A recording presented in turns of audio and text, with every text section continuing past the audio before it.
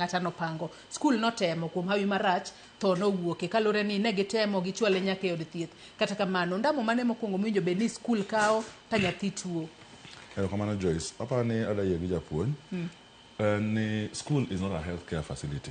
School onge professionals manyalo take care of nyathi ka nyathi tuo, kata onya ng'eyo ni nyathi tuo, kata gima chal kama tamo nyathi. Gima paro ni onego bed watimo en ni schools onego bed ni cooperate biro together gi hospitals mantie around.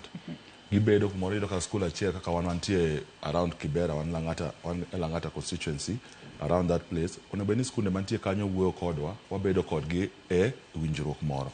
Koro winjruok ni ka poni nyathi tuo, to ginya kata gocho ne hospital ni nyathi nitie kama tuo, anya timo nade. Kech to en gima ma ng'ato ok nya ng'eyo, kata tuo en gima ma hawi marach ng'ato ok nya ng'eyo. Ok nya ng'eyo from face value ni ng'ama tuo. Nitie kata skunde moko mo go ahead motimo ni obedo machiegni gi hospital. Koro once a week or twice a week ng'ato haya hospital to dhi kaje e school kanyo to neno jotuo. Gibedo inya assess ni nyathi ni chal nade kech school nigi weche mang'eny. Onego bed ni gi teach nyithindo kanyo, onego bed ni gitimo kama nyithindo gin 2,000.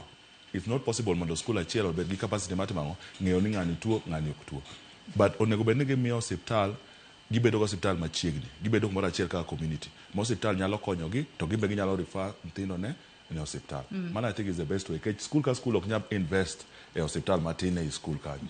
Bedo tich matek. You need professional manya timo gino be tich matek. Mano bende makele penjo machielo mwalimu Akelo Misori. Iwacho ni skunde gi owinjo bed ni nitiere kod kumoro ma seche moko ka nyathi tuo to bedo isolated kanyo. Matene ni gole e class to ikete kuma onyalo bedo monitored machiegni. Penjo machielo en ni to bende jogo ma winjo bed ni ng'iyo nyithindo gi e skul. Bende gin tiere kod lonya mano mararieya mar neno ni ka ging'iyo kata nyathi to ginyalo wacho ni mato en case ma seche moko ka en contagious disease kata tuo manyalo kere piyo piyo to kendo mako jopuonjre mamoko. Wacho ni oyo in bed kae. To bende gintiere kod lony nurses ma nikech ang'e ni skunde mathoth nitiere kod nurses. Nurses go bende nitiere kod lony ma owinjo bed ni ging'eyo ni nyathini